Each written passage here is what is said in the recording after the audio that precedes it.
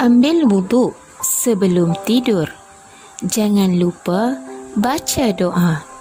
Nanti jangan lupa sahur, biar kamu kuat puasanya. Bismillahirrahmanirrahim. Alhamdulillahirrabbilalamin. Wassalatu wassalamu ala ashrafil anbiya'i wal mursalin wa ala alihi wa sahbihi ajma'in. Bersyukur kita kehadrat Allah Subhanahu Wa Taala kerana dengan limpah kurnianya dapat lagi kita bersua di alam maya ini untuk slot kapsul Ramadan dari Ustazah. Ya adik-adik, bagaimana puasa adik-adik hari ini? Ustazah doakan semoga adik-adik terus diberi kekuatan untuk menjalani ibadah puasa pada bulan Ramadan tahun ini. Ustazah ingin memetik satu hadis riwayat Ahmad yang berbunyi, As-sahur akluhu barakah, fala tada'uhu walau an yajru'a ahadukum jar'ah min ma' fa inna Allah azza wa jalla wa malaikatahu yusalluna 'alal mutasahhirin. Maksudnya, sahur adalah makanan yang penuh berkat.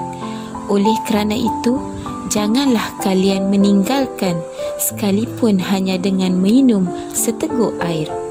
Kerana sesungguhnya Allah dan para malaikat berselawat kepada orang-orang yang makan sahur. Menurut pendapat jumhur ulama, kelebihan dan keberkatan sahur merupakan sesuatu yang besar jika diamalkan, dan ia tidak membezakan sama ada puasa sunat, puasa wajib ataupun puasa ganti. Adik-adik, sebenarnya sahur ini bukan syarat untuk sah puasa, kerana tanpa sahur juga kita dibolehkan berpuasa. Tetapi pada sahur itu adanya keberkatan yang perlu kita jaga dan banyak kelebihan yang akan Allah berikan ganjaran kepada kita yang melaksanakan sunnah bersahur ini. Apa itu sahur ya adik-adik?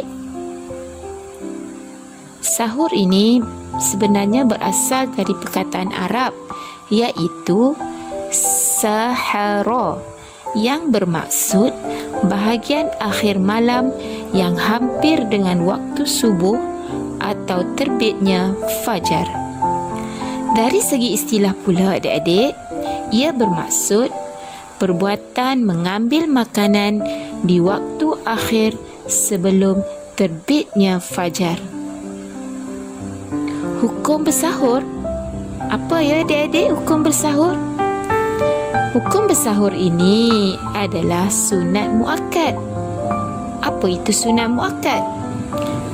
Ya, sunat muakkad itu ialah perbuatan yang dituntut untuk dilakukan. Sunat maksudnya sunat yang sangat-sangat dituntut untuk kita melaksanakannya. Jika ditinggalkan, ia tidak berdosa dan puasanya masih sah. Okey adik-adik, sekarang Ustazah nak sebutkan beberapa kelebihan bersahur. Yang pertama, dengan bersahur ini ia membezakan puasa di antara orang Islam, kita orang Islam dengan orang Yahudi. Orang Yahudi pun berpuasa adik-adik, tetapi puasanya lainlah daripada kita. Ada yang berpuasa tak makan daging, ada yang berpuasa tak boleh makan, boleh minum sahaja, dan macam-macam lagi. Tetapi puasa mereka tidak bersahur. Hanya puasa orang Islam sahaja yang dituntut untuk bersahur. Kelebihan yang kedua, ada keberkatan. Tasaharu fa inna fis sahur barakah. Maksudnya, bersahurlah kerana sesungguhnya pada sahur itu ada keberkatan. Hadis riwayat Al-Bukhari dan Muslim. Rasulullah SAW menganjurkan kita untuk bersahur kerana banyak keberkatan yang boleh kita rebut.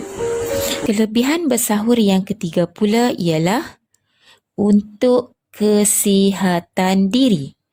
Menurut Imam Ibnu Adli Bar, kajian mengenai hadis bersahur dan kepentingannya adalah bertaraf sahih dan mampu memberi kesihatan kepada diri sendiri.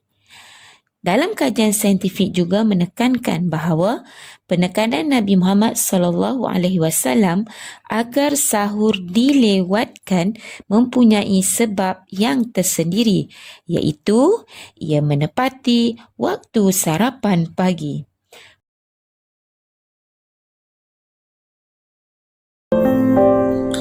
Kelebihan yang keempat, para malaikat berselawat. Allahu Akbar. Inna Allah wa malaikatahu yusalluna 'alal mutasahhirin. Maksudnya, Allah dan para malaikat berselawat ke atas orang-orang yang bersahur. Hadis riwayat Ibnu Umar. Adik-adik, kalau kita bersahur, para malaikat berselawat kepada kita adik-adik. Jadi, jom sama-sama kita rebut barakah bersahur ini.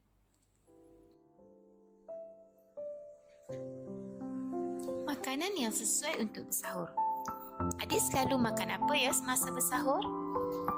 Sebenarnya tiada makanan yang khusus untuk bersahur kerana Rasulullah sendiri bersabda bahawa bangunlah sahur walaupun dengan hanya meneguk segelas air. Walau bagaimanapun, kita perlu berpada-pada dalam memilih makanan sahur. Seelok-eloknya apa?